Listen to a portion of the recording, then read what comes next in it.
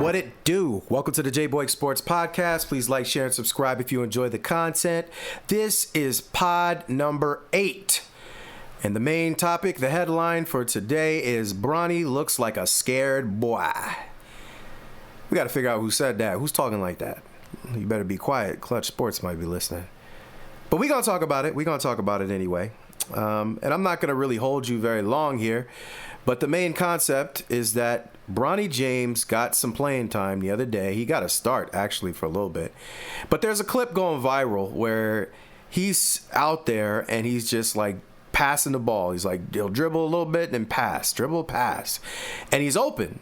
And J.J. Redick is like, shoot the freaking ball. And he said the real one. I tried to clean it up. You know, J.J. is a head case. He said, shoot the freaking ball, man. Why don't you? And it looked like Bronny didn't want to shoot. And if you thought people didn't notice that, well, then you got another thing coming. But also we've noticed that when Bronny James is bringing the ball up the court, he can't seem to get it up the court. He seems scared. He seems like he's not sure of himself. Like he's not 100% convinced that he deserves to be there. But I'm not the only person that saw that.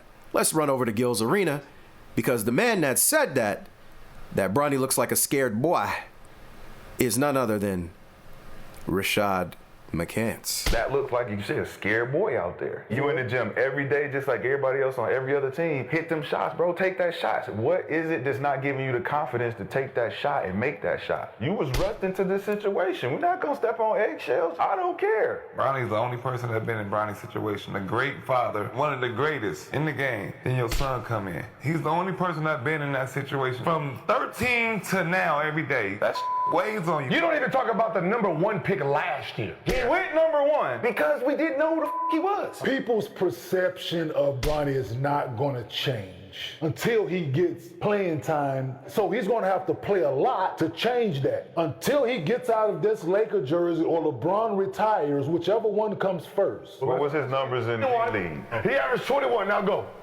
So that is Gil's Arena, specifically Rashad McCants. Kenyon Martin threw in his 2 cents at the end there, but that's basically what's going on here, man. Bronny James is out there playing a little bit scared. People are not sure whether he, believes in himself. And at the end of the day, again, I'm gonna keep talking about this because it's the truth. And I'm not the only person that brought it up. There is a strong background that really believes that LeBron kind of forced him into this. Now, maybe LeBron didn't overall force him, and Bronny was just like, I want to follow in my dad's footsteps. Is that possible? It's possible. But it really seemed like all of this was really, in my opinion, just for LeBron. Can Bronny become something? Maybe. I guess there's a slim chance, but it doesn't look like it. I'm just going to keep it a buck with y'all. He is the worst NBA player I've ever watched in my life. This isn't LA Fitness. This isn't college basketball. This isn't anything else, man. This is not even in the G League, I guess he's all right, but I don't really see him bringing the ball. I haven't really watched a lot of his G League games. I'm going to be honest. I can't really, from what I saw, I didn't really see him bringing the ball up a lot there either. So I can't really speak on it. But the goal of G League, people, is to be in the NBA. And if you're not ready for the NBA, why are you in the NBA? Why are you getting minutes on an NBA roster? What mandate are we trying to fulfill around here? Look, affirmative action is gone. Some of you don't like that? Fine. But it's gone. So then what are we doing with Bronny? What is this charity case that we're running over here on the Los Angeles Lakers? Again, I don't hate the man. I wish him well. But just because I wish him well doesn't mean he has to be getting wished well on the Lakers. He's going to be a millionaire regardless. He could be doing anything else and still be a millionaire. His dad could put him anywhere. He could put him under Uncle Rich. I would keep him away from Uncle Maverick because that boy he's into some shady stuff, potentially. All right? Keep him away from Uncle Damon Jones, too, if you know what I mean. But overall, there's so many options. I'm sure LeBron has stake in other companies and this and that. And you could put him anywhere. And Bron's talking about starting his own league. You could put him in his own league.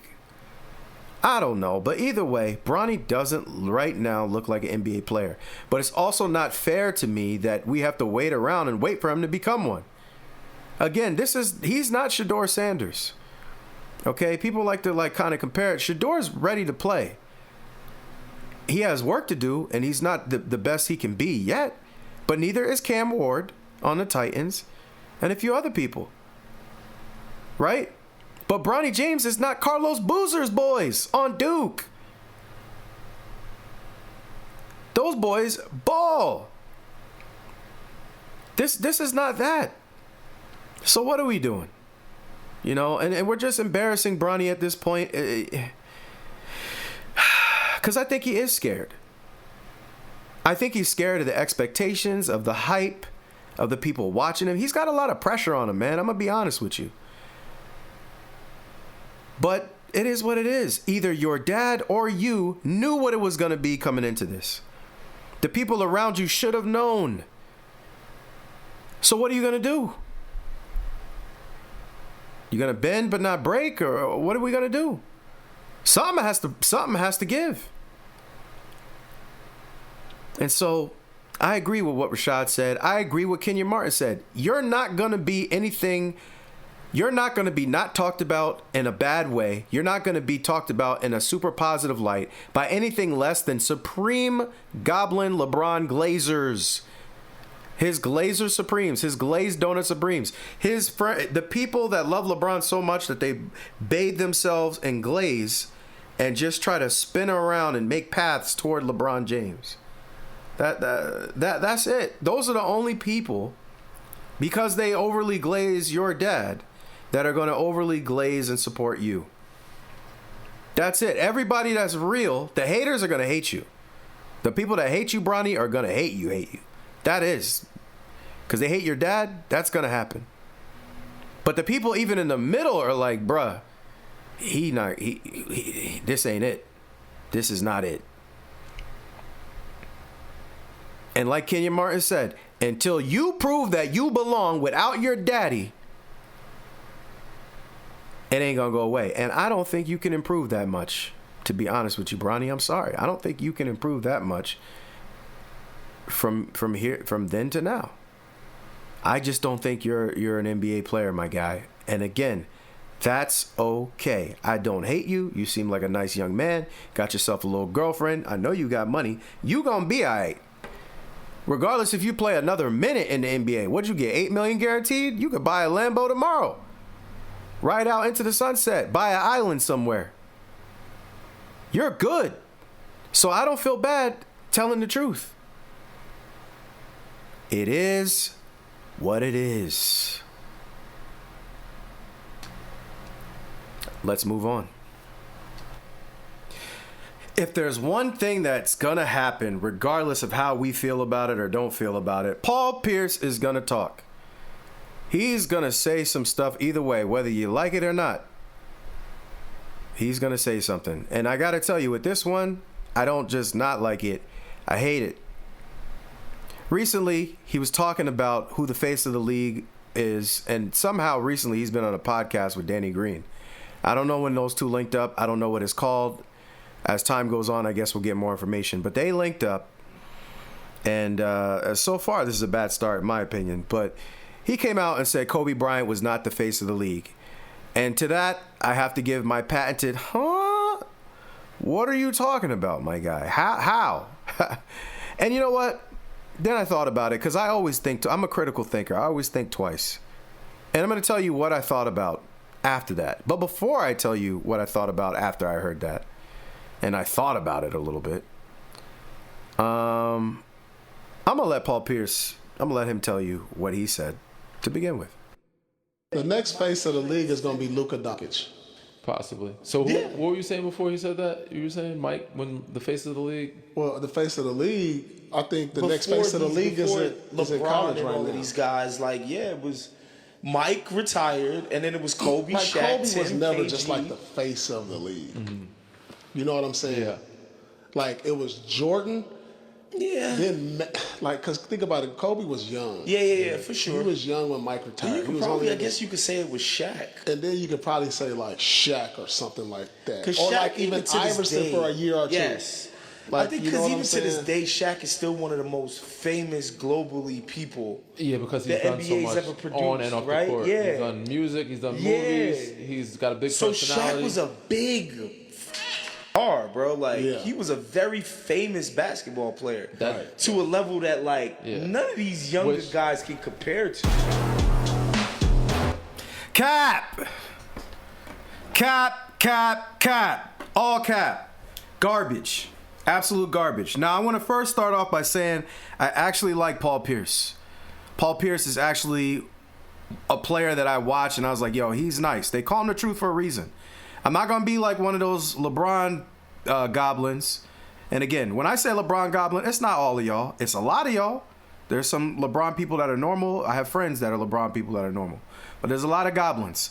The goblins hate Paul Pierce because they just don't when he says, yeah, I mean, me and LeBron were neck and neck at certain things, they hate it. Because nobody can be near LeBron. Not Kobe, not Jordan, not Steph, not Cade, not Paul Pierce. Jesus Christ and Jehovah can't be near LeBron in their eyes. So they're just going to hate anybody that says anything that's not in LeBron's favor. As a Kobe Bryant guy, that's my guy. I don't hate Paul Pierce. I actually respect him. And now, and I like a lot of his takes. I actually do. I see where he's coming from. And some of his takes are just wild as heck, like when he's talking about relationship stuff. But that's not what this channel is primarily for. But this is cap. This is him trying to put himself or somebody. He's just trying to not give Kobe his props here. I'm sorry. That's what it seems like. I don't hate him for it. I'm not overly mad. But this is cap. And let me tell you why it's cap. I'm going to give you some easy things to keep in mind. I'm not even going to make this too long. Kobe Bryant led the 2000s in scoring for a whole decade. He scored 21,065 points between 1999, 2000 year, and the 2008-2009 year, and averaged 28.2 points per game during that time. The toughest era to score the ball. Michael Jordan didn't do that. LeBron James didn't do that. Okay? Also, on top of that, Kobe Bryant tied Tim Duncan for the most all-NBA defensive team selections in the 2000s with 10 each. He can't beat him because they only played 10 years. That's all you could do. Right? So Kobe Bryant is the best scorer in the NBA during that time. He is the best guard defender during that time. He's not he was never the face? Okay. Kobe Bryant, Derek Fisher, and Robert Horry had the most rings in the 2000s. And of those three players, which one is the best? Because they got 5. Of those three, which one's the best? I'm going to take a leap of faith and say Kobe. For those of you wondering about Tim Duncan, fortunately for Tim, unlike Kobe, the Spurs continued to be a great team. So they gave him some help, took care of the team, after some of his championships, and he still had a chance to compete. Kobe was pretty much done competing after 2010, unfortunately. Just never had the pieces. I'm not going to make all excuses. 2011, they should have did better against the Mavs. I got it. I got all that. But in my opinion, I would have traded Powell and Bynum and Oldham earlier. That's just me, but whatever. Well, you got to give him a chance to run it back first. But then after that 2011 debacle against the Mavs, I would have traded a lot of them for better pieces. But, who am I? And that's not because I hate Pau Gasol. I just saw the writing on the wall. But let's get back to this. Okay. Next. Kobe Bryant had the highest selling jersey in the 2000s. Him and LeBron. Okay? Right? LeBron was coming in. The league was behind him, definitely. Okay? Was right behind LeBron. Hyped LeBron up in a way that they never hyped up Kobe. So, yeah, he caught up to him. And that's another thing to never talk about. Everybody wants to burn Kobe for this, burn Kobe for that. Hey, listen. To some extent, Paul Pierce is right. When did the league ever really get behind Kobe and push them with everything they had? They never did that. And LeBron still hasn't been more successful overall than Kobe Bryant. So they were at the top. Shaquille O'Neal was up there, and Dwayne Wade too, with top selling jerseys. Allen Iverson was up there at one point also. So we're not gonna take away from AI. Okay. Next, Kobe Bryant really took off in 2009 with his release of the Nike Kobe 4s with the low tops. Now, his shoes are second to nobody other than Michael, and they are second to nobody as far as basketball shoes. For basketball, playing the game, not looking cute on a Sunday, when you take your little girlfriend to the movies, playing basketball, Kobe has the highest selling shoe by far. Don't nobody be playing in Jordans like that. I don't even know how Michael did it. I can't play in no Jordans. Okay? But if you look at the sales figures, it's hard to pinpoint, they say, but there's a strong chance that Kobe Bryant is considered the player to have sold the most shoes besides Mike, because remember, Mike is selling them. People buying them retro off the court. He's the original. It's hard to pass. Nobody's probably ever going to pass Mike in shoes as far as just wearing them. But playing on the court, Kobe was number one. So let's just do a quick recap for Paul Pierce, for Mr. Pierce, for the truth. You want the truth? I'm going to give you the truth. Can you handle the truth, Paul Pierce? Kobe led the league in scoring. He was the best scorer. Kobe was top in defense and top as a guard. Best defender on the perimeter.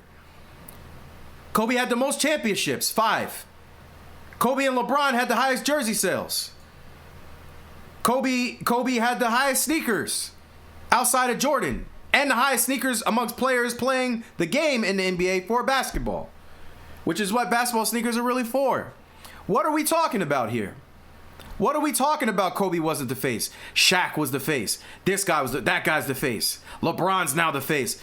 LeBron is only whatever he is, in my opinion, because they pushed him with unconditional love.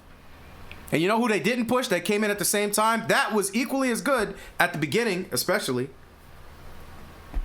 Carmelo Anthony. Carmelo should have been Rookie of the Year. Carmelo was the better scorer. Carmelo was the better rebounder at the beginning. And until LeBron went to Miami, Carmelo was winning that head-to-head when all the LeBron goblins keep talking about 16-6 against Kobe. That was Melo doing that to Bron until he went to Miami. Melo made the playoffs his first year. Their teams had equally bad records. Melo was in a much tougher conference. He's playing against Tim Duncan, Dirk Nowitzki, Kevin Garnett, Kobe Bryant, and he made the playoffs. LeBron was playing against Gilbert Arenas, Captain Clown himself, and no offense, Gil, you know you clown around. You're funny. You're a joker guy. I don't think that's disrespectful. Who else was in the East? The Raptors? Oh yeah, but he stole the Chris Bosh from them. The one other team that maybe had a player, I don't know, the Heat. Didn't Dwayne Wade make the playoffs his first year too? Oops. Shh. Don't tell nobody. Don't tell nobody. Don't tell nobody. Like Pops from the Wayans brothers. So stop it. Stop it. Now, I will say this because I like to be a little bit of a contrarian.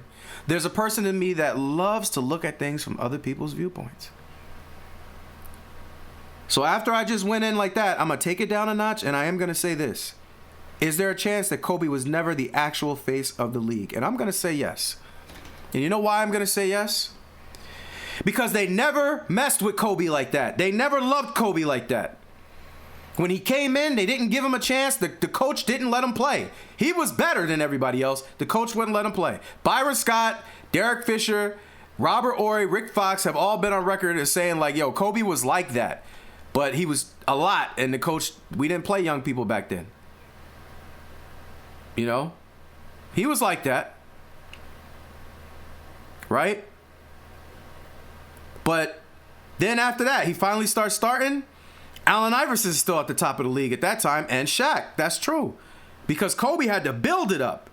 He made the All-Star team. People started comparing him to Jordan, even though the LeBron goblins like to lie. Nick Wright wrong, and say he wasn't. He was being compared to Jordan. Go back and look at the Michael Jordan doc. They were talking about Kobe. He said the little Laker boy is going to come out and try to kill us. And what did they do in that game? George Karl froze Kobe out, didn't let him play in the fourth quarter to finish it off versus Michael Jordan. Kobe was getting screwed his whole career. So you know what? To that extent, Paul Pierce might be right. Kobe was never the face of the league. But you know what he was the face of? The people. Kobe was the face of the people. The people chose Kobe. Not the league, not David Stern, not the media. The people chose Kobe Bryant.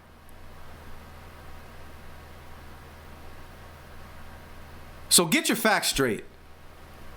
Everybody needs to be truthful. Not just Paul. I'm not yelling at you, Paul Pierce. I appreciate your content, brother. You give me something to talk about, and I actually enjoy it. But everybody get your facts straight. So Kobe was the face of the league, but he wasn't, because he was the face of the people. We chose him.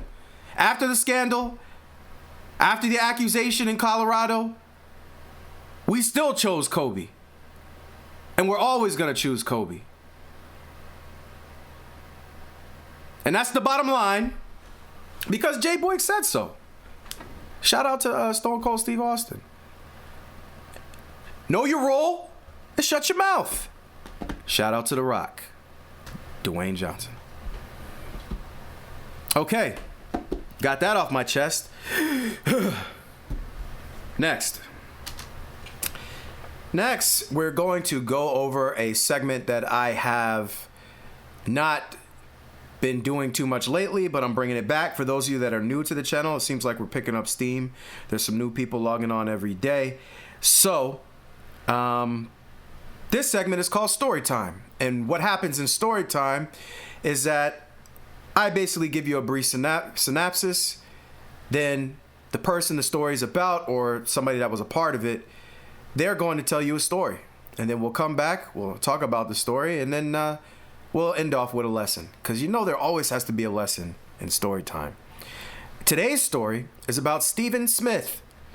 For those of you that don't remember him, and there's some of you that remember him very vividly, was a football player, played for the Panthers, played for the Ravens, might have played for somebody else, but most notably on the Panthers. Steve Smith is a 5'8", 5'9"-ish receiver who played like a lion. He had the heart of a 800-pound gorilla, or a lion. I get the heart of a lion, right? That's what they say. You didn't want to mess with Steve Smith, and he was only like 5'9". I don't know how much he weighed, but it couldn't have been that much. But Steve Smith is one of the most underrated receivers I've ever seen. And so now, he's going to tell you a story about a situation he had with Shannon Crowder, who does the Pivot podcast with Ryan Clark. Very popular podcast. Pretty good stuff. And again, I actually do like the podcast. And I like Ryan Black Power Clark when he's not always Black Power-ish. You know, he's got to chill out a little bit. He's got to relax a little bit, you know. Just a little bit. Everything's not civil rights, Ryan. Not everything. Maybe one or two things. Maybe a few things, but not everything. When he's chilled out and when he's just Ryan Clark and not Ryan Black Power Clark, I like him. I like him a lot. He has a lot of good stuff to say. He seems like a principled man. But let's check out this story Steve Smith tells about some people don't forget, and I guess that's the best way to explain it.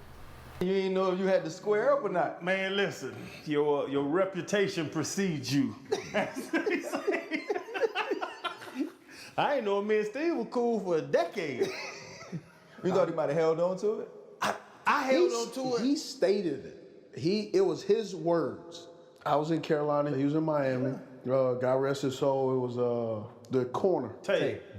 Vontae, yeah. Vontae. Tay came in nasty. Yeah. So but he walked up on, it's always a bigger dog. That damn Steve, you gave head to Sam Madison the year before, a couple years before, and then Tay came in. Well, I didn't piss you off. No. I just got the worst end of the deal. What happened was we were playing. So back in the day, I always was different because I can hit too. And here's the crazy part about playing ball. Now that I look back, I didn't like playing ball. I was not happy playing ball. That's why I played the way I was. And so when I went against opponents, we were really enemies in my mind. So I rarely had things good to say on the football field, which is sometimes why a lot of times I frowned. I never really said anything. So we go on in Miami, we beat him, and he hit me. I mean, tackled, but you know how he is. He give you a little extra sauce. Man, had a breakaway run, and that boy was in my sights. I was like, bam, square in his chest. He hydroplane. He was. Okay, now I'm hydroplaning. Cause you were running. Yeah. He was running. Wow. And he went back. He was like, "I'ma fuck you up." I said, "Bet." All right. The next time I see you, no matter where I see you, we squaring up. All right. So we had the Super Bowl in LA, Rams versus Cincinnati. Wow. And so we downtown. Steve, can you just make sure that people know we're talking about like mid-2000s, and the Super Bowl you're talking about happened 4 years ago? That's correct. This 15 years. 15 years later. Yeah, but I thought he was a man of his word. And what does his word say? He said he was gonna F me up. So I was with one of my boys and I said, "Hey, hold my phone." Cause I saw him. Like, "Hey, bro, hold my phone." Cause last time I saw him, he said we was gonna square up. So that's I thought we was gonna square up. Thought we was gonna fight. Squabble. That's Steve Smith talking about something that went from the field to 10 years later when they saw each other. And it was a funny story for me to hear. If you really know Steve Smith, he was like that out there. Like, he was a fearless receiver, and he put his whole heart and soul into the game. And like he said I didn't like football. I guess in a way he played angry, like he hated everybody around him. So, I mean, I get that aspect of it. Never afraid of anybody. And again, he's only 5'8". You're playing football and professional basketball. You're playing with giants. There's guys playing football that are 6'7", 350 pounds, man. You know what type of beef that is? Pause, no Diddy. Can you imagine having to pick up one of these dudes, man? Not easy. I can squat. Me personally, at one point I could squat over 500. I'm probably around 4 something right now. I probably was up to like around close to 6 at one point, I would think. But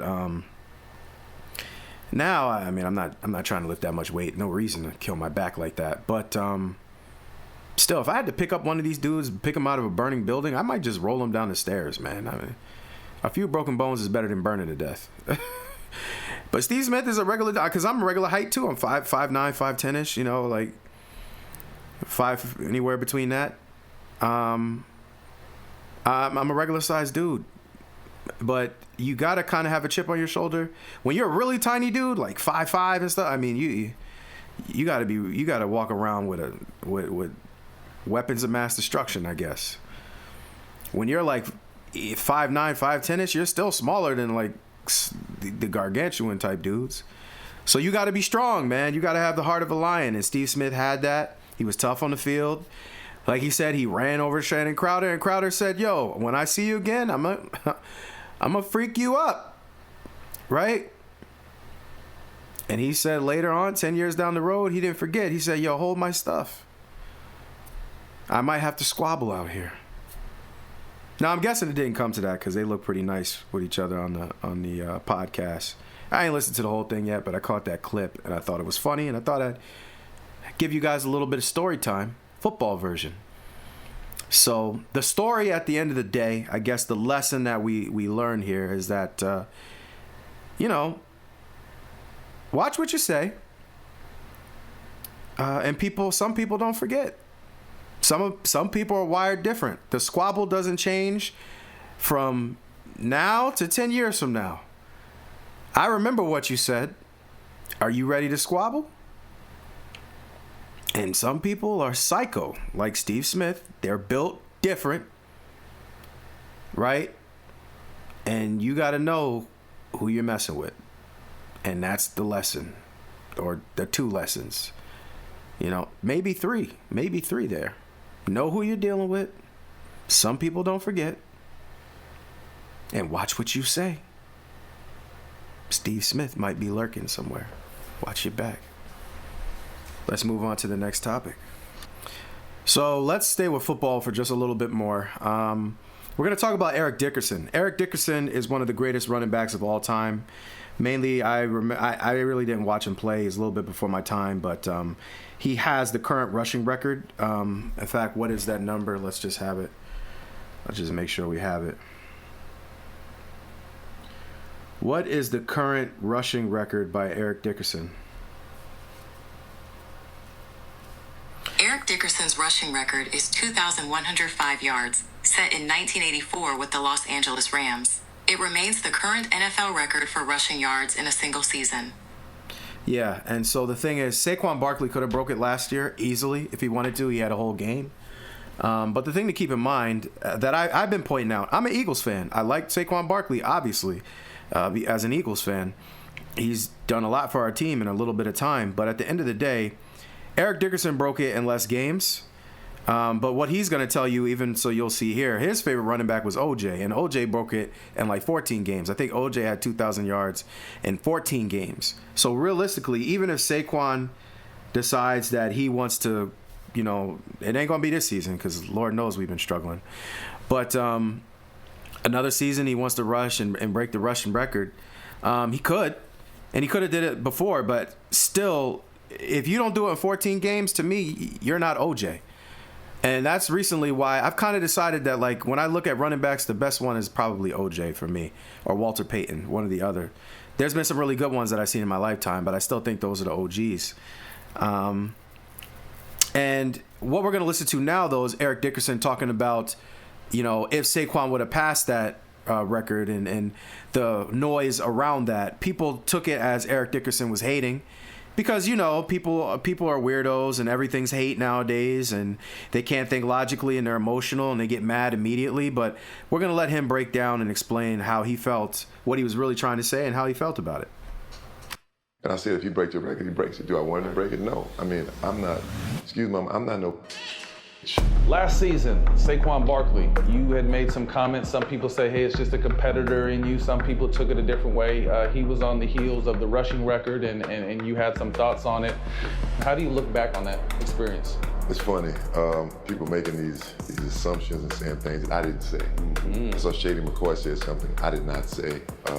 Pac-Man Jones said something I did not say. Mm-hmm. I saw Shady at the Super Bowl, and I said, man, let me explain something. First of all, records are records, and I don't think anybody wants their record broke. I say, I would never hate on another running back. That's just not me. I mean, I broke the record in 1984. OJ did it in 73. He did it in 14 games. I did it in 15 games, one extra game, and I've always said that. I always give him that acknowledgement because he's my favorite player. Okay. That's why I played the position running back. And I said, if you break your record, he breaks it. Do I want him to break it? No. I mean, I'm not no right. I'm not the kind of guy that's gonna go like, oh yeah, when we doing chips, don't break the record. I said, I've always said this. If somebody breaks my record, I want to be my son. Okay. That's it. Right. I mean, and if somebody breaks it, I ain't gonna lose no sleep over it. Right. I mean, it was like petty stuff. Like, I'm hating on him. Like, I'm not hating. I'm pulling for him because when he got to the Giants, never got to the Giants, I kept saying, this boy never reached his potential there. And when he went to Philly, I said, finally, he'll get a chance to show what he can really do. So I was happy for him. So see, that's the misconception of social media and people saying stuff they really don't know anything about. Because anybody know me, I'm gonna tell you what I think. My dad said, the truth ain't popular, son, but it's the truth. All right, so essentially the record that he broke, he did it in 15 games, and he said OJ did it in 14 games, right? So even if Saquon, they have 2 more games nowadays in football. There's 17 regular season games now, I believe. Well, 16, excuse me. They have that makes it, yeah, because it was 15. Now it's 16. So technically they have 1 more game to do everything. So all the records, if they break it in more than 16 games, to me, or 16 games, it's not the same. If a dude did it in 14 games, if a dude did it in 15 games, and you have a whole nother game, or another 2 games or a game and a half to do it. It's not the same. So this idea that people got to stop, do the real thing. If you really want to be the leader in something, do it in 13 games or at least 14 games as far as that's concerned. I think Myles Garrett has 18 sacks. The record is 22 and a half or something like that. And this is only like week 12. So he's about to blow that bad boy out the water. And if he does that, no, he really is the sack king. This is not a debate. He's doing it faster than the other greats did it. So he's on another level. But as far as Eric Dickerson is talking about, I like that he gave respect to OJ and acknowledged it. He said, I'm not running from that. You know what I mean? I respect that. And that's something that a lot of people can't do, whether they're old generation or new generation. Give respect. I see more of the old generation being able to do it. These progressive new generation people seem like they're struggling with giving credit. And because it almost seems like newer generation people don't actually want to be better than the people before them. They want to say they're better, but not actually be better. They want to say they're better, but not put in the work that it took for the people back in the day to get to those points with less, easy routes, less treatment, less medicine, less science. You got all that now. You got more rest days. There's less practices, less hard in every sport. But you want to just anoint yourself over these people who put the work in, and I don't agree with that. So he gave credit to OJ, which I definitely respect. He said, I did it in 15. OJ did it in 14. Okay? But then the most important part of this is that he said, I'm not a beach. Again, if you're on this channel for the first time, I don't curse. I really don't. I try not to. I'm definitely not going to be cursing over the air. I'm really trying to show a better path. You know what I mean? Trying to do a better path than that for me personally. I'm like Deion Sanders without the prime time. I don't got the jewelry, But he said I'm not no beach, man. I'm not a beach. That's how I stay away from the curse words. I say beach. I'm not a beach, and I respect that. What do grown men look like cheerleading for other grown men every time? And people were mad when Kareem wasn't, putting on a skirt and cheerleading for LeBron at 78 years old. What's he supposed to do? Michael Jordan. What was Michael Jordan supposed to do? I mean, Michael gave a lot of credit to Kobe when he passed him, but what was Mike supposed to do? Put on a tutu and his best dancing shoes and do some spin moves? No, man. You give him their credit. Nice job. What are you rooting to lose your own record? Why would anybody do that? Why would you be a beach? In the words of Eric Dickerson. You know what I mean? Like, I'm not doing that either. So I get it and I respect it. And for those of you that are so weird, I'm telling you, it's idol worship, man. Y'all, people got to chill out on the idol worship. These are, just relax. Nobody, if you hold a record and you put your whole heart and soul into doing something and trying to be the best, no, you're not going to sit up there and tap dance and cheerlead for somebody passing you. But like he said, it is what it is. I'll give him his credit. But what's all the rest of it needed for? And I also like that he said, I didn't think Saquon could do anything in New York. He needed to be in a better place for him. And I was happy for him. That's something you should be happy for somebody doing. Get into a place where they can show their talent. If you don't like that, now you're a hater. But because you are not sitting up here cheerleading and tap dancing and tutu balleting because somebody is going to pass you, yeah, I'm so happy that they're going to pass me. Yeah, that's great. No, nobody does that, man. And nobody should do that. And the last thing that I like about what he said, he said, my daddy told me that, the truth is, people ain't gonna like the truth for the most part. Truth ain't popular. And I admonish you guys to always remember that. When you're based and balanced and you say the truth, people don't like it. Because they want to take shortcuts. They want to cheat the game. They want to cheat the system. And they still want the credit of those that didn't do that. They still want you to tap dance, tutu, ballet, hula hoop, all through their emotions, their feelings, and their fantasies. But when you hit people with the truth, they fall apart, they crumble. They fade away like a vampire in the sun. So, cut it out, man. Live in truth. That's what I always try to do. I try to live in truth, even if it's not popular, even if I don't want to do something. Even if I want to do something else. At least be honest about it. Yeah, I took a shortcut. Yeah, I didn't do this right. Yeah, I shouldn't have did that. Don't try to make it reality because you want to do wrong things. Or you want to receive rewards or achieve things that you don't actually deserve and didn't actually achieve. Relax. Sit down. In the words of Kendrick Lamar, sit down. Be humble. Sit down. Relax. So I'm with Eric Dickerson. I'm not going to be no beach. I'm going to tell the truth, man. And, you know, if let's say I set the world record for YouTube channels, am I going to sit there and be like, yeah, I can't wait till that guy passes me? No. Why would you do that? But if he passes, give him his credit. He got me. He did it better than I did it. If you could do it better than me, then you do it. Okay? Here's what it is. Moving along. We have a Ja Morant problem. Okay? Ja Morant is... We have a Ja Morant problem. We actually have a problem with a few of these young guys. I don't know if it was the water they were drinking during that draft. I don't know if somebody slipped in some narcotics that they, you know, some hallucinogenics, but Ja Morant and Zion Williamson need to be checked immediately. They need to be in a rehab program for I don't know. I don't even have a term for it. It hasn't been diagnosed yet. They have YN syndrome, apparently. That's Can you have YN syndrome? I think they have YN syndrome. They have young ninja syndrome. They have it. Big time. Big time. So here's the problem with well, we're going to speak specifically about Ja.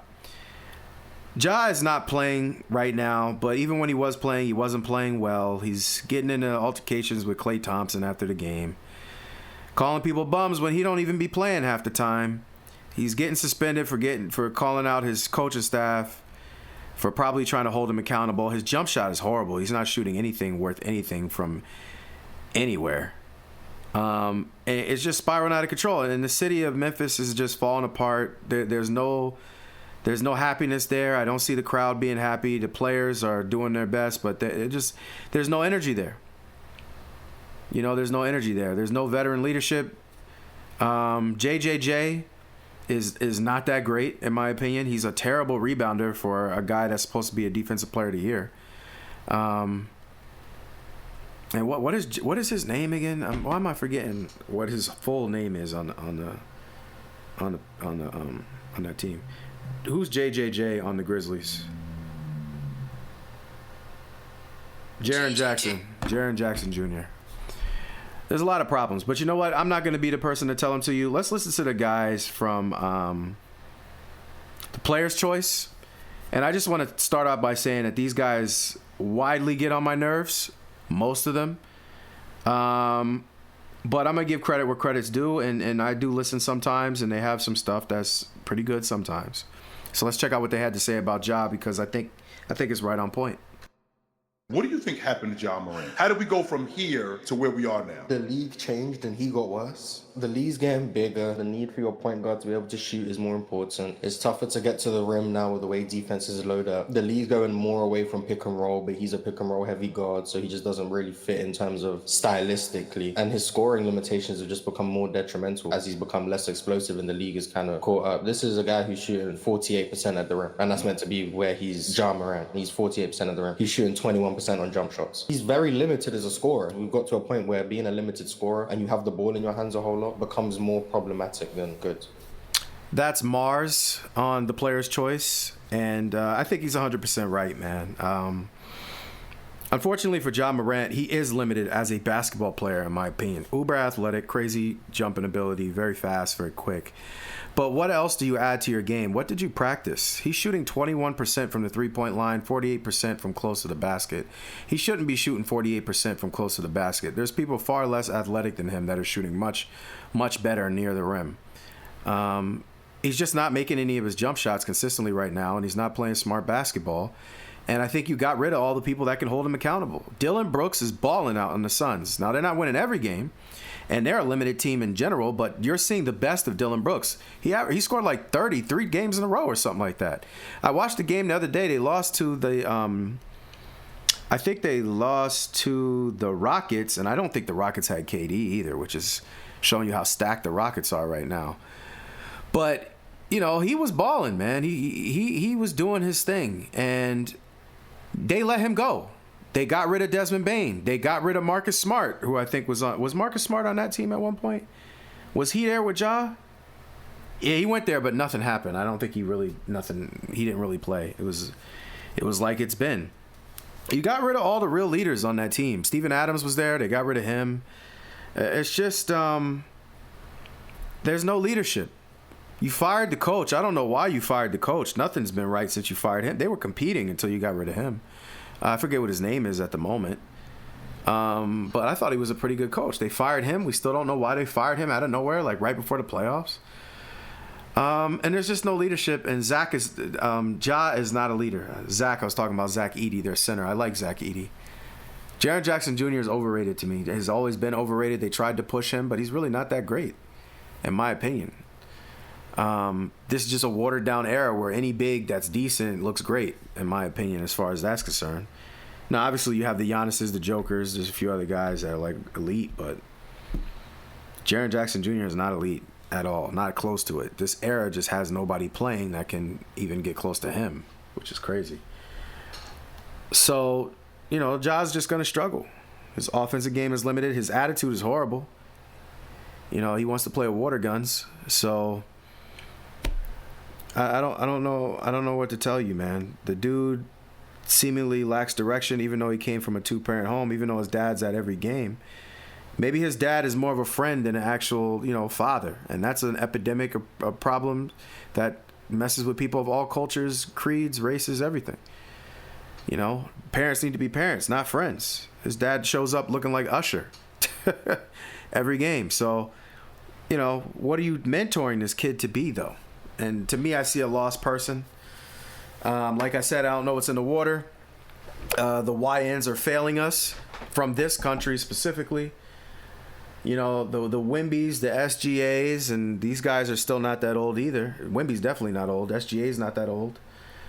The Giannis's, these guys are from other countries and for some reason can hold their stuff down together, but the people from America are losing their minds. The only two people there's only 3 people from America that I can remember that are superstars that seemingly keep their head down and stay out of trouble and just work on their craft. That's Jason Tatum, Jalen Brown, Kyrie Irving.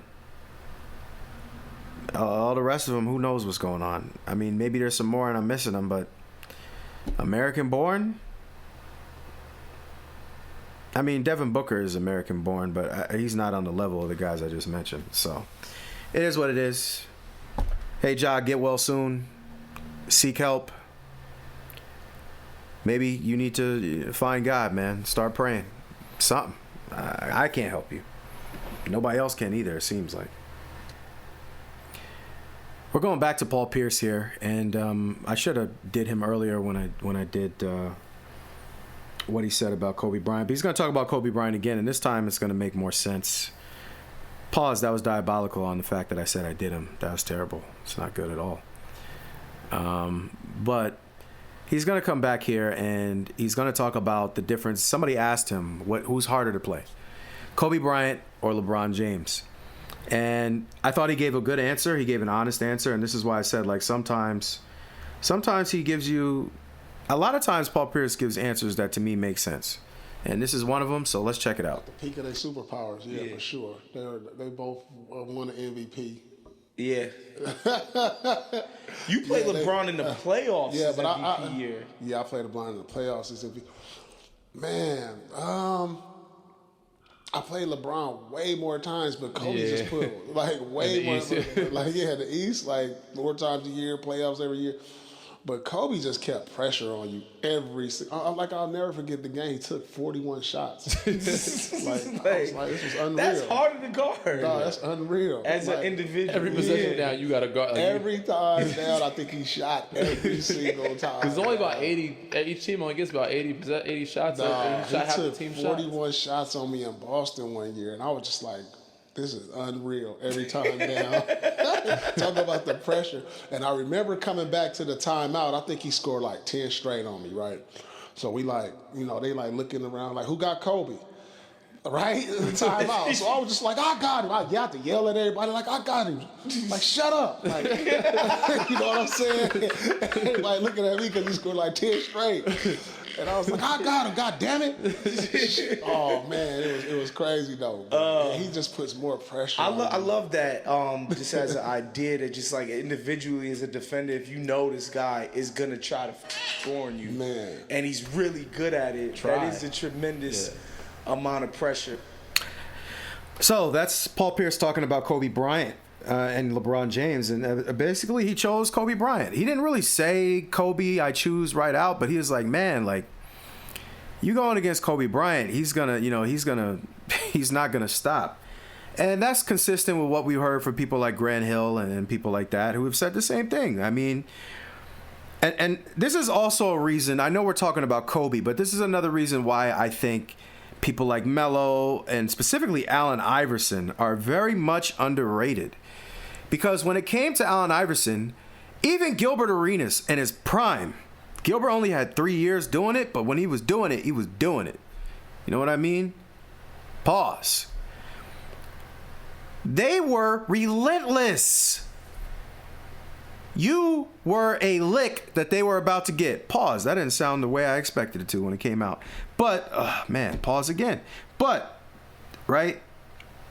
You were just another shrimp on the Barbie, man. You were just another shrimp on the Barbie. And that's just what it is. They were going to try to kill you. But specifically in this case, Kobe was going to try to kill you. LeBron will let you off the hook. KD will let you off the hook. I even thought James Harden had a run where he wasn't letting people off the hook either. He just, because his game, in my opinion, was so niche and very, it still is. What do you call that? It's, I don't think Harden is really trying to outthink you consistently, and that's where his downfall was. He had a great little bop to his game and had a little game plan, but he didn't know how to do in between. Imagine if he just started shooting mid-range shots when they missed 27 straight three-pointers and lost to the Warriors. You know, why not just shoot a couple middies? But he's not built like that, to think like that, I guess. But Kobe was going to kill you, man. He was going to kill you. He's not going to stop. He said he took like 40 shots. And, you know, and he said, they asked him, who got him? He said, I got him. So at least he took that butt whooping like a man. But at the end of the day, I don't as a person that respects Kobe, as a fan of Kobe Bryant, I don't get offended when people be like, he took 40 shots. So what? Like he said, shoot 50. One time he told Deron Williams, who was like 0 for 9, he said, you didn't shoot enough. I would have went 0 for 90 before I stopped shooting. And Deron was a little offended. He was like, well, whatever, Deron. Like Deron Williams. But you ain't no NBA champion. And Kobe was beating you down a few of those years because of that mindset. Why should you take your foot off the gas? What the heck is a field goal percentage? Who cares about that? Now, I'm not saying throw it completely out the window. And I know I just contradicted myself by saying who cares about it. But you shouldn't be overly concerned with even shooting 43% if you're able to score at a high clip and make most of your shots and get hot. 43% is like what? 4 for 10? Okay. And if 50% is the gold jacket factor, 4 for 10, 43% is actually not even 4 for 10. So what are we talking? This idea that you got to be super uber efficient, every shot should be wide open. No, man. You go out there to kill. If you're killing, kill. And that's what Kobe did, and that's why Paul Pierce is like, I got to go Kobe. He will shoot 50 shots on you if you look soft. And even if he missed the first 30, he knows in my head, if I can get this shot whenever I want, it's only a matter of time before they start falling. And then you're cooked. You're cooked. That's what I liked about basketball back in the day. T-Mac was like that at one point. I don't like this idea now that we need to be... I mean, it's good to play team ball. Don't get me wrong. I play team ball because I'm not Kobe. I'm not T-Mac. I'm not AI. But if you got a player like that on your team, let him shoot. Let him cook him. Now, don't let him go crazy. That's why you added Derek Fisher and a Phil Jackson to keep him in control, him and Mike. But let him go nuts. That's harder to guard. The people that are most unpredictable are the hardest people to guard. And to me, that's why the people that are very predictable, that run that same pick and roll high screen all the time to get a bucket, that's why they end up losing it. Because eventually somebody's going to figure that out. You're going to run into a defender that has something for that. And if you don't believe me, ask Luka Doncic when he plays against Jalen Brown. No answer for that guy. Luka cooks everybody else, but cannot touch Jalen Brown because he's predictable. And some people physically just can't match Luka, but Jalen Brown can. Right? Jalen Brown can. Moving along. Let's take a trip back to Gil's Arena where, oh my gosh, two quote-unquote Kobe fans are being delusional. And it's sad to see. I expect it from Gil. Gil's just... Every time Gil says he's a Kobe fan, I throw up. I want to physically assault him, low-key, but I would never do that. I'm not really going to do that to anybody. Like, I would not really do that. And I actually like Gil. But there's something that it triggers me. I'm not going to lie. It triggers me. I'm a Kobe fan. No, you're not. No, you're freaking not. Stop saying that.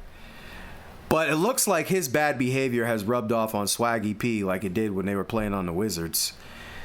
And Swaggy, man, you're disappointing me. Because there's no real rhyme or reason to this. This is just a ridiculous comment, man. You've been rocking with Kobe, LeBron ain't changing or doing nothing special, but somehow he decided to jump on the LeBron bandwagon for nothing. I mind you, for absolutely nothing. But let's listen to him tell it to you, because it sounds like a 2-year-old mumbling. It sounds like a 4-year-old mumbling through math problems, trying to figure it out, because 4-year-olds aren't supposed to do math. But let's listen. Last night, man, to be a Jordan Kobe fan, it's hard not to put LeBron as the greatest player ever. After what he did, it's hard. Like, why is that harsh, Swaggy? No, for people, because they can't accept that. But looking at this, LeBron James is the greatest player to play this game. I'm sorry. All the Jordan fans, all you, me, Kobe fan, I'm biased because I'm a Kobe fan, but LeBron James is the best player to play this game. Y'all clip it just to have it in just archive. Sometimes the problem is you can be, I can have my favorite players and still recognize. Great. Like, you know what I mean? Like, it's not like our favorite player got to go out like this.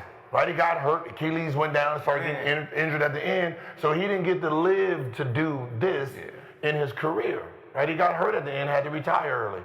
Right, our last memory, we gonna call it the greatest last game of somebody's career. Like, you know what I mean? So I don't think people, like, if you say it out loud, people who don't like him get mad, but they can't say that their best player looked like this at the end of his career. For us to have a favorite, the other guy to have a favorite, everybody has their person, but to try to the next person's guy because he's not your guy, like, you're not gonna change that person's opinion. Yes. I don't know how long you argue for, you can bring out every bad stat that you can find for this person. He beat his wife, he cheated on the kids, kicked the dog, didn't pay his taxes, who gives a right? I ain't gonna change my mind about this person, right? So he didn't pay his taxes. Yeah, whatever, but he gotta go. You can love that person is his person, right? So appreciate your guy, appreciate his greatness, but the other person is great as well, man. The things that LeBron is doing, like to Gil's point, no one has ever done. We've never seen it. So there's nothing to compare it to. Okay. Can I raise my hand and say I don't care what LeBron James has done? Why should I care? What has he done? What has he done? Because he's been healthier longer than other people, possibly because he was in a steroid scandal. I can't prove it, so I don't live off that. But I don't know anybody else that's been attached to steroids in the NBA except him, even though I don't want to talk about it. But I don't understand. Like, what? Because he's played for a long time? Because he load manages a lot? Took off the first 25 games of the season with sciatica? And I've talked to some people on his channel that have messaged me. Maybe he does, maybe he doesn't. I don't know. I did a video with KG saying that he can't speak on whether or not, but it seems like he's leveraging things. Maybe he is, maybe he isn't. I don't know. But he has faked injuries in the past, I'll tell you that. But what doesn't matter to me is his longevity doesn't matter to me. I know a lot of people that listen to this channel feel the same way. I just don't care about his longevity. If everybody else was healthy, they'd be doing the same thing. If Kobe and Mike, if Mike never stopped playing, what's to say he wouldn't be doing the same thing? If his knee didn't give up.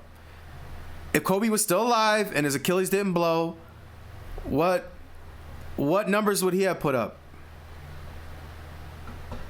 Like, come on, man. LeBron's had all the help in the world. He's had his health for a long time, and he's done nothing with it. For the last however many years, one time Anthony Davis was the best player in the world, not him, and they won a championship in a bubble. Outside of that, nothing. He's not going to do anything this year either. He's actually going to hold the Lakers back. He's already at minus 14, which is like last year he led the team in minus. He was like 20th on the team. And there's really only 15 people supposed to be on the roster, so I guess they had to move people in and out. He's not doing anything. He's just showing up to collect stats. You don't believe me? Against the Jazz, he had, well, let's see what he had. They played the Jazz twice. That's when he decided to come back, by the way, which is smart. But that's all it is. It ain't special. 11 points, 4 for 7, 12 dimes. Okay, good start. More of a passing game. All right. And they beat him by 14. They were losing at halftime.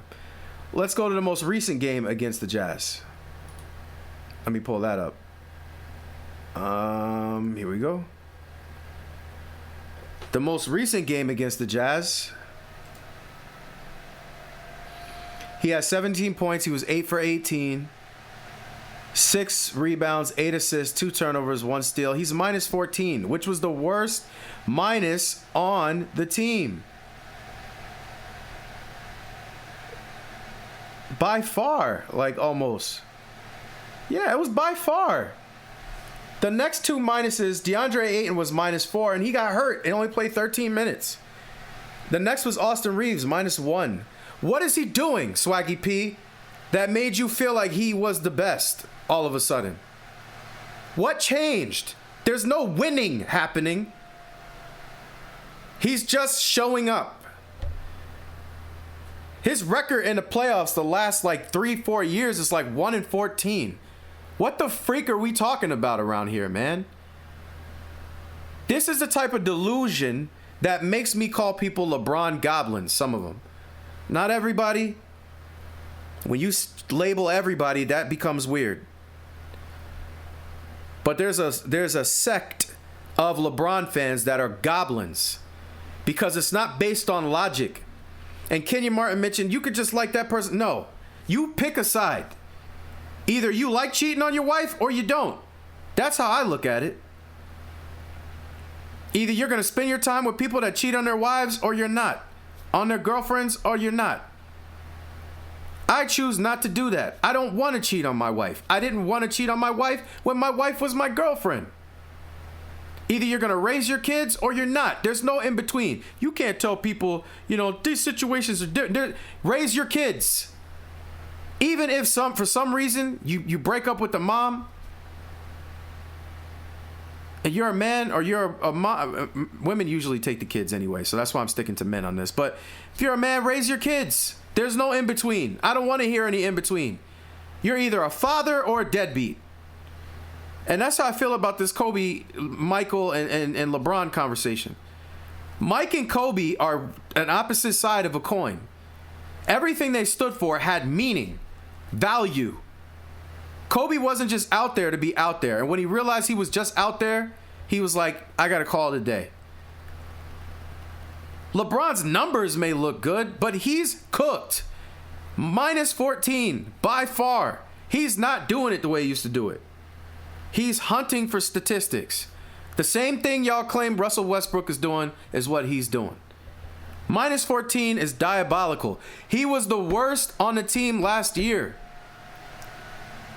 He was like a minus 100 or something, like 140, something crazy. Let me give you the exact number so no goblin can come on here and be like, your stats aren't accurate.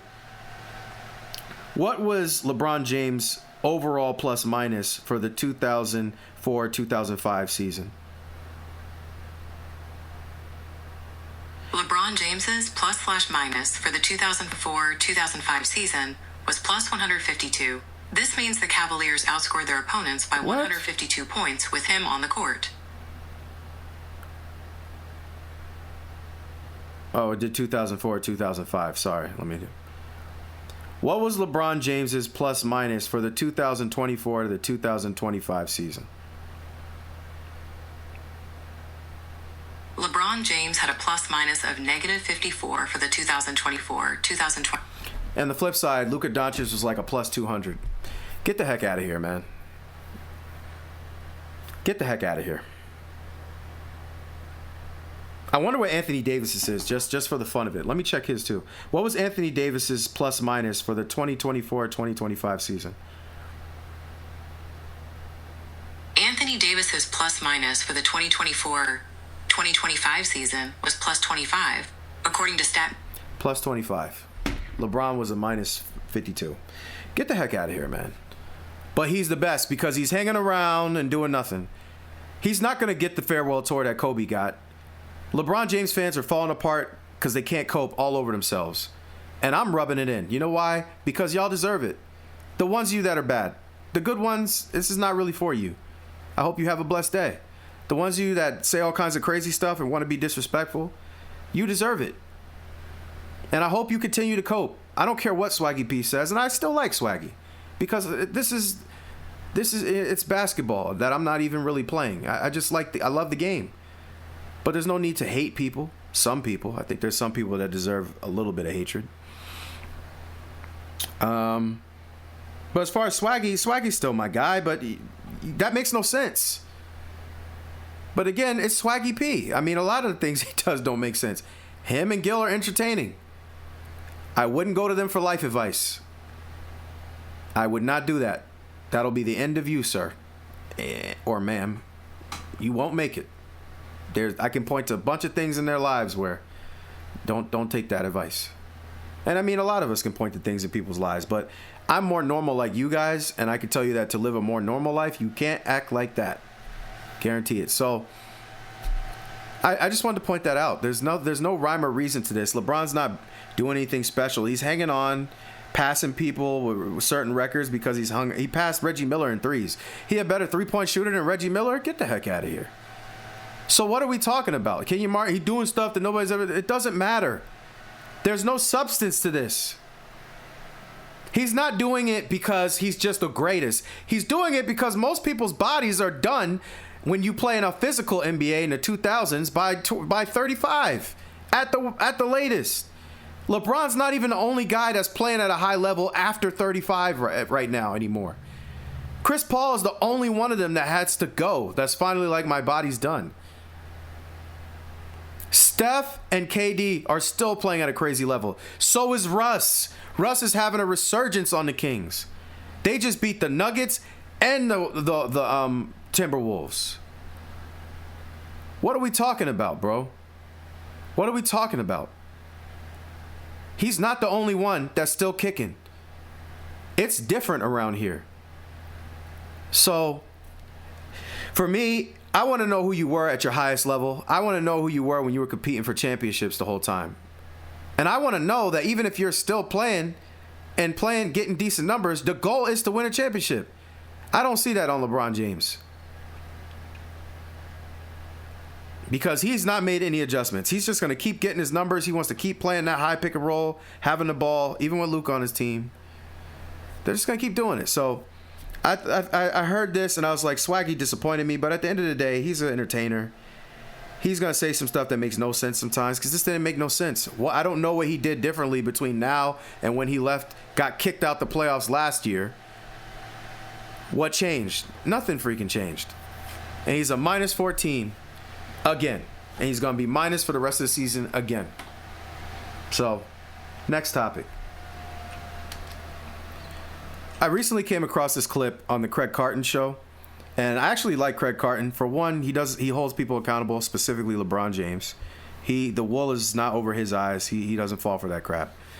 But he keeps it real. I like a lot of his takes because I actually believe him. I think his takes are his takes. And anybody that gives takes that are theirs, you're already going to have me as a supporter because I think a lot of people are fake and phony.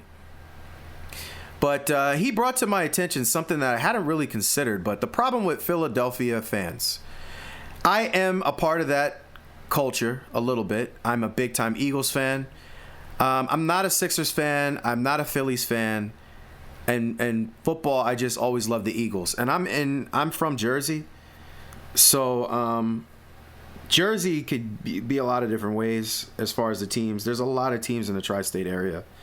It just depends upon where you live or who you're friends with, what you become. Or you become a contrarian like me. And there was a lot of Giants fans around me, and I was like, nah, I don't want that. Yuck. And I said, I'm going with the Eagles. But he pointed out something that's really a problem with, it's a Philly curse, in my opinion, and it affects anybody that has any allegiance to any team in Philadelphia. Let him explain it, and then we'll come back and give a final analysis on it. I'm just telling you, in Philadelphia, you got to stop. You got to stop with this nonsense that Jalen Hurts isn't a great quarterback. He's the best quarterback your franchise has ever had. It's almost like Philadelphia is ready to turn on him. It's like Eagle fans can't wait for Jalen Hurts to do something where they're like, let's get rid of Jalen Hurts, we can find a better quarterback, right? Think about the great athletes in Philadelphia's history. Mm-hmm. You guys got rid of all of them. Allen Iverson did not play his entire career as a 76er. He didn't. How is that possible? Will Chamberlain did not play his entire career in Philadelphia. He didn't. Reggie White did not play his entire career as an Eagle. He didn't. What Philadelphia does, and I know you guys wear it, with pride, you run your greatest athletes out of town, and it's stupid from a football standpoint, which is all that should matter. You can't turn your back on Jalen Hurts. Dudes like that don't come around that often. Like, the only thing that's going to stop the Eagles from going to, and I think winning multiple Super Bowls, is stupid infighting and a town that doesn't realize how good their starting quarterback really is. And I'm telling you, man, you get rid of Jalen Hurts, you don't even make the playoffs. This is not a playoff team without Jalen Hurts. He's not along for the ride. He's driving the car. I couldn't agree more. It really bothers me that people don't see this. This is a problem, man. Allen Iverson didn't finish his career there. Reggie White, who was before my time, but one of the greatest players of all time defensively, he didn't finish his career there. I think he went to the Packers. So many, he mentioned other people, but at the end of the day, this is ridiculous. It's ridiculous. And a big one, Andy Reid. Now, it worked out for us that Andy Reid didn't finish his career there. And I actually thought it was time for Andy to go. I'm going to be honest with you. We're not the Steelers. We don't hold on to you for 90 years. But outside of that, I mean, it's just you're kicking people out for no reason, man. You're kicking people out for no reason, and that's not smart. And especially in Jalen Hurts' case, it's mad hard to get a winning quarterback. Jalen Hurts, even though I liked McNabb back in the day, McNabb is not Jalen Hurts. McNabb is the equivalent of Dak Prescott. If that's all you want, if all you want for your team is Dak Prescott, then keep being mean to Jalen Hurts. And when he walks out that door and never walks back in, we're going to suck again.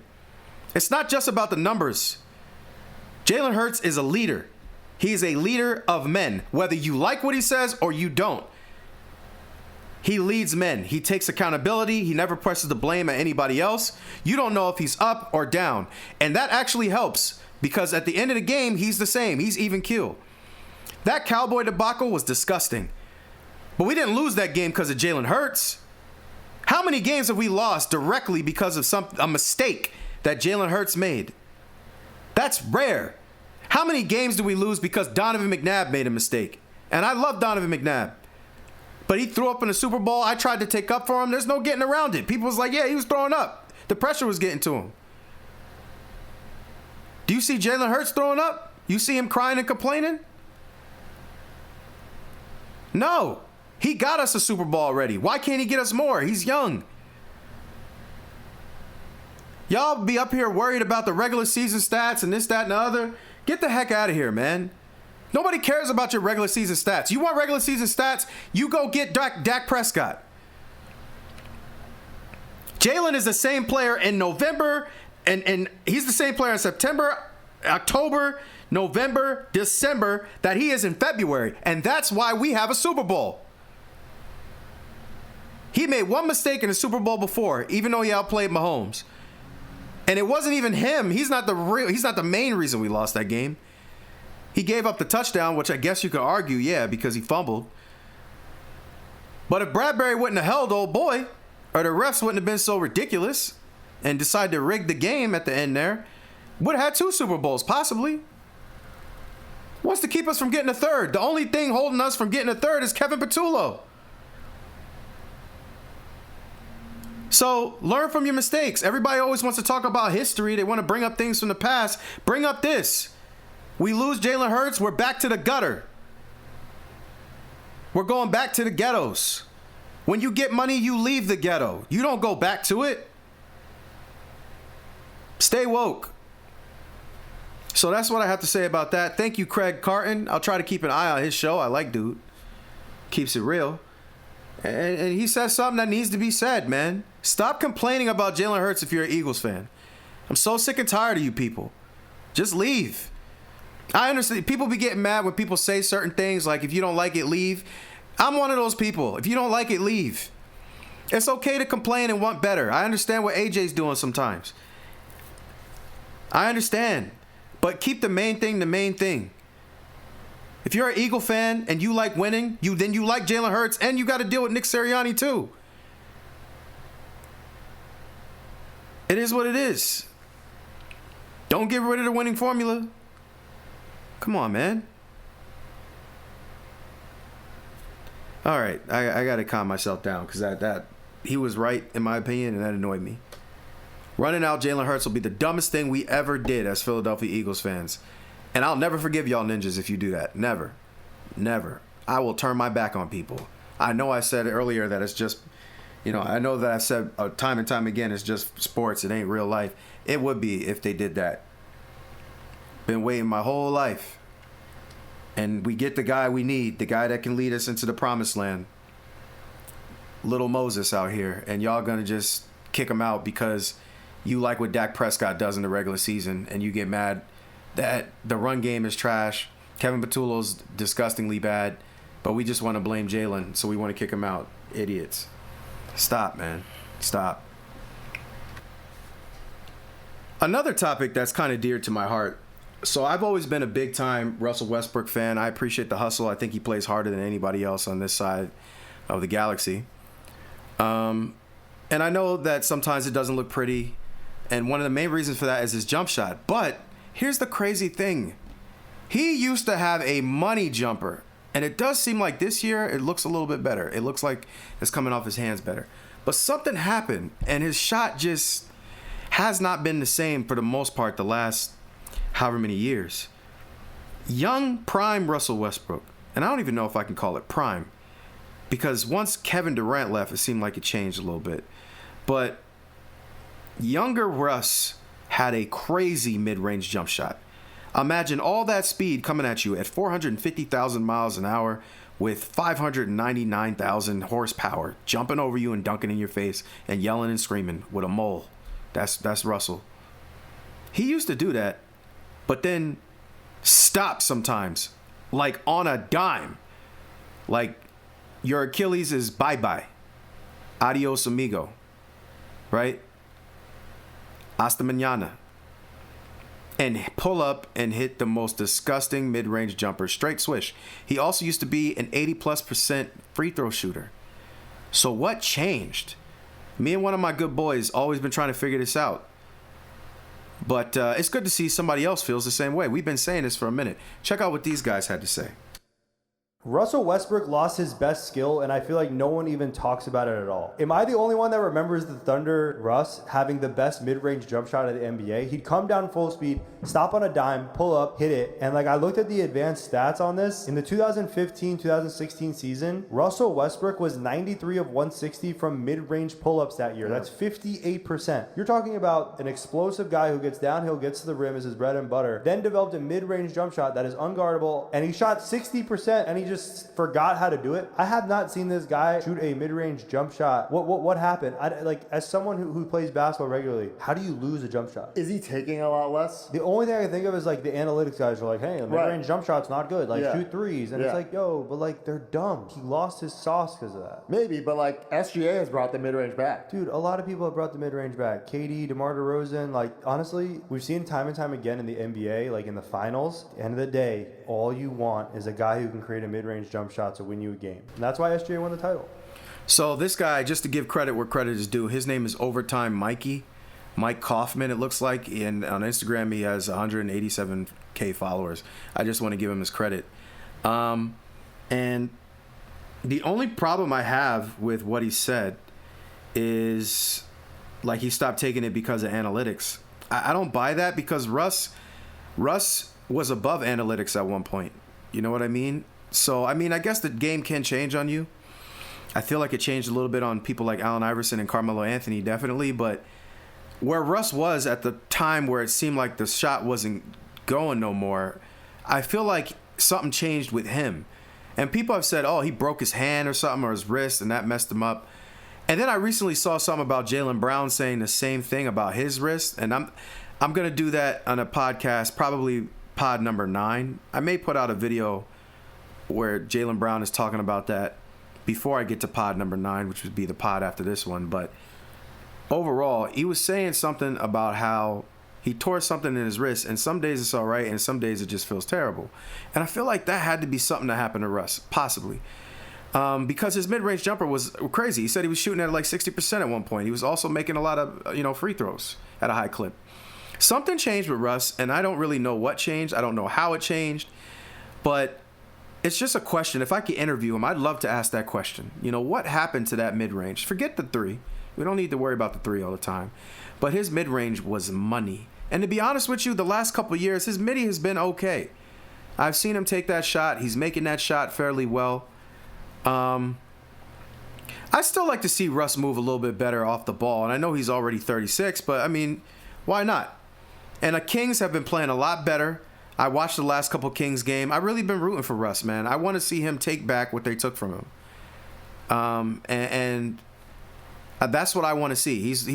I literally watch the Kings, who I don't care about and never have cared about in my entire life, because of Russ.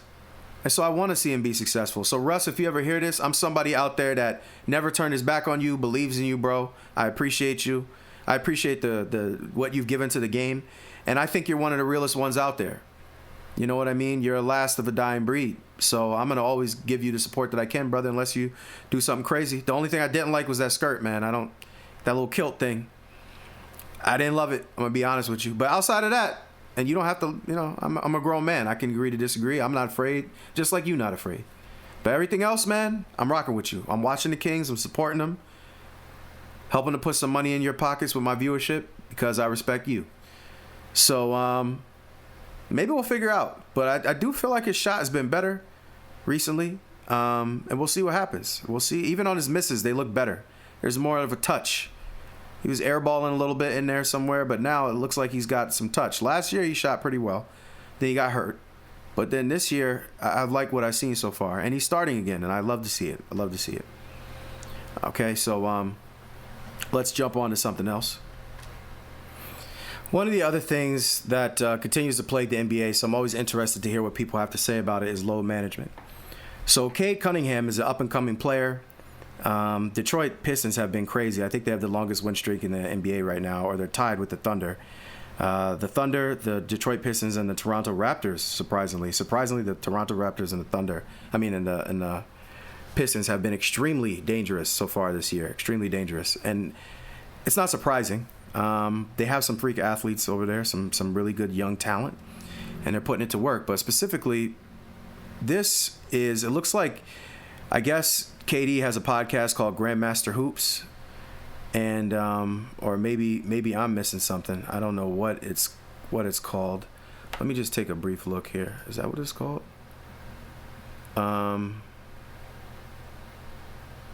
No, that might just be who I saw it on Instagram. So this guy named Grandmaster Hoops, I'm seeing it on him from Instagram, but I got to figure out what the pod's called.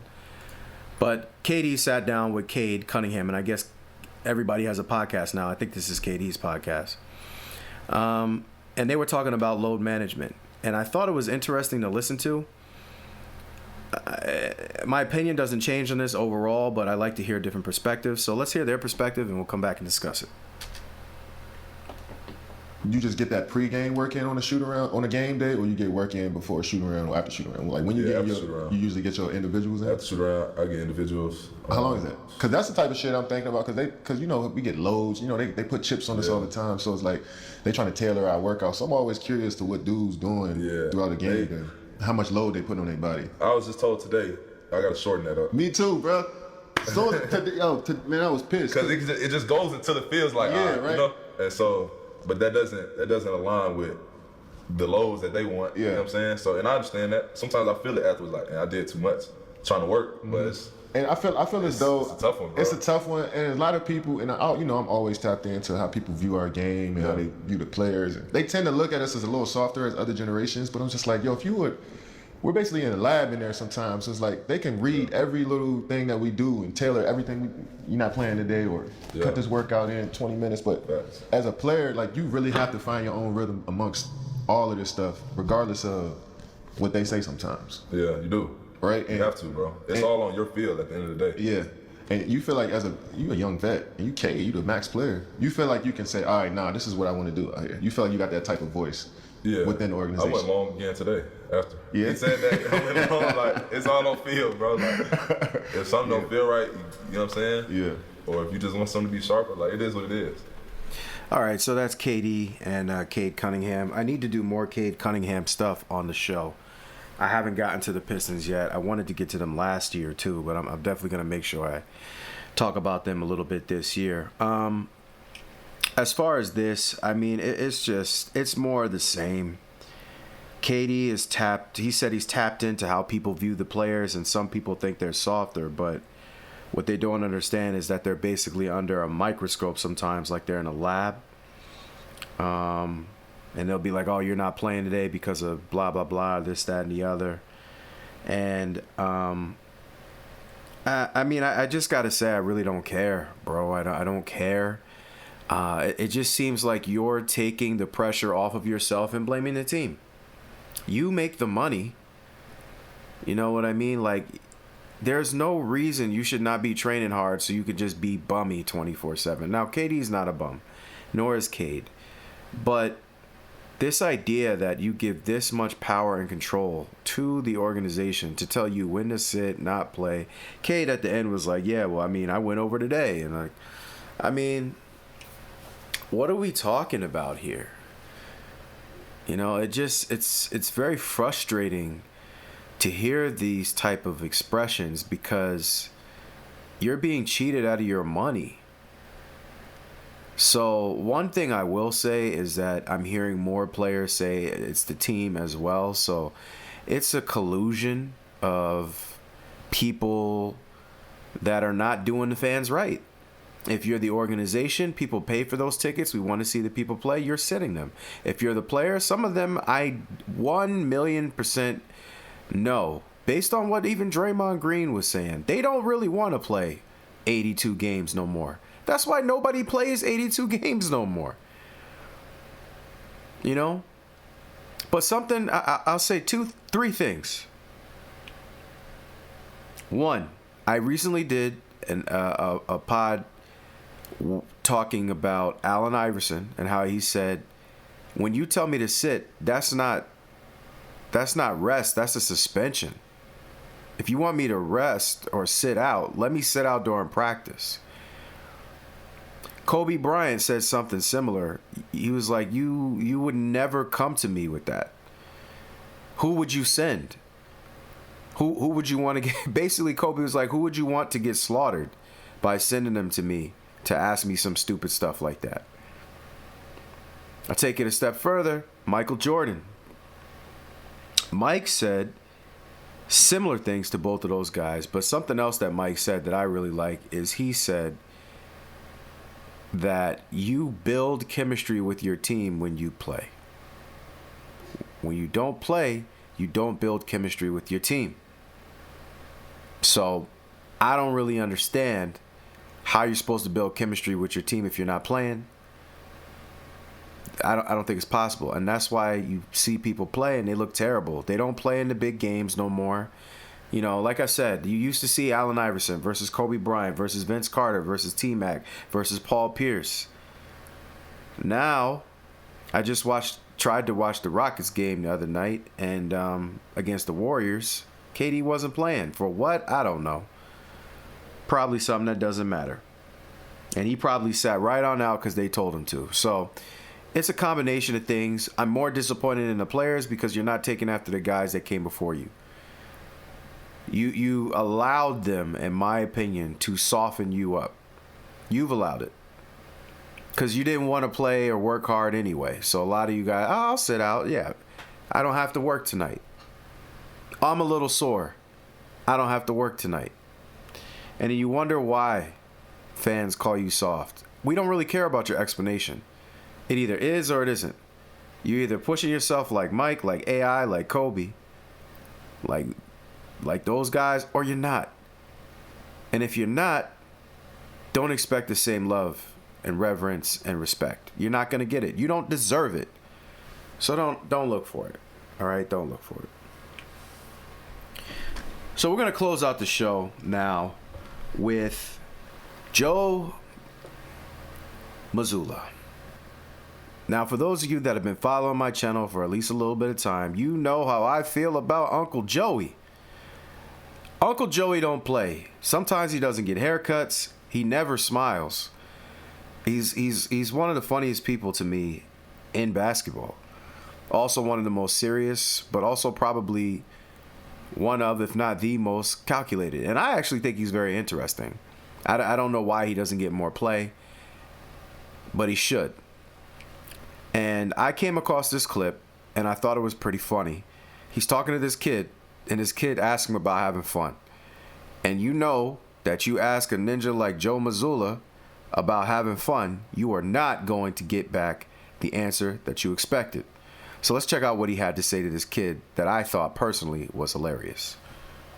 It's Kids Day here at the Garden. How do you balance pushing players to improve while also keeping the game fun for them? I struggle with that, to be honest with you. I think everyone has a different definition of fun, and you have to find one as a team. And, I think fun's a cop-out sometimes when things aren't going well. Everybody likes to say, well, let's just have fun. And it's like, well, what does that mean, And so, I think you have to define what fun looks like as a team, and then you kind of have to go after that. But, that phrase can be a cop-out sometimes. So as you get older, kid, don't use it, It's like, I just want to have fun. It's like, well, what does that mean? So, you just got to define that. It's a good question. I struggle with that. Thank you. Yep. So, of course, Joey's not going to give him a normal answer, especially not a kid. So he says, basically, I struggle with having fun. And he said, what's the definition of fun? You have to define that. For each team, they have to figure out what their determination of fun is. But he said, sometimes I feel like that's a cop-out. And that, do yourself a favor growing up. Don't just say, well, we just want to go out there and have fun.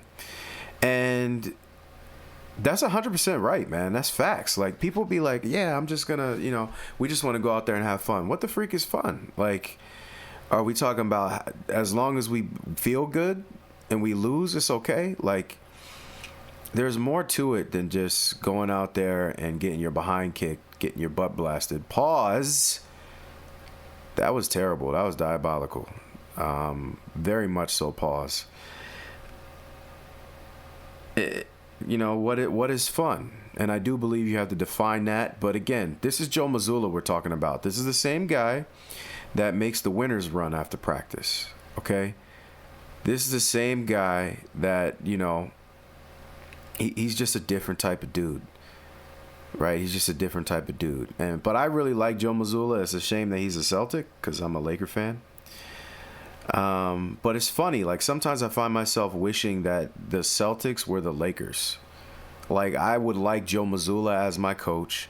I want Jalen Brown and Jason Tatum on my team. Now, we have Luka now. So with Luka, we're doing good. We're doing good. I'm not really a big fan of Luka's game, if I'm being honest. I don't like his play style. but I'm learning to adjust to it. And he's definitely nice. I'm not taking that away from him. I would not say he's not a great player. But I do feel like he has something to be desired sometimes on defense. And, you know, I just don't like to hold the ball, pass to the open guy, you know, pass to the guy for three, do everything. I'm not really a fan of that. The only two guys that I like that play like that are Joker and Russ before him. But I just like Russ because I just like Russ. You understand? And I like Joker because I like Joker before people like Joker. I thought he was going to be nice early because I like Jamal Murray too. And I thought they were a nice combination, and I was right. But I don't really like that play style, but I'm learning to adjust to it. Luka's a little different because, I mean, he can knock down crazy shots. Like, out of all the people that play that style, him and James Harden are the best actual scorers that do it. You know? But I don't love James Harden's game. I never really did that much. But Luka's grown on me. But I really like Jason Tatum and Jalen Brown's abilities. I like their games. And I would love if them and their coach were on the Lakers. But it is what it is. I still respect Luka. I like Luka. So it is what it is. But, yeah, it is a cop-out. When you see interviews and people just say we want to go out there and have fun, well, what does that mean? So you can't pull stuff like that. I can imagine talking to Joe Mazzulla is stressful if you're full of crap. Because he's not going to let you be full of crap. He's going to make you take a dump and get rid of all that crap until you come back as a new, refined, real person. And I respect that about him. So that is it, and that's all for Pod 8. We truly appreciate you for listening this long. Had a lot of topics. Hope you enjoyed the show. Very thankful. Very humble. Actually, I'm not supposed to say that part yet. First, make sure you like, share, and subscribe. Hit the notification bell if you enjoy the content. Click it to all. And make sure that you hang on towards the end because we have some suggested videos that we know you will love. Make sure you comment because I promise I will reply. Ball is life. With that said, thank you for listening this long.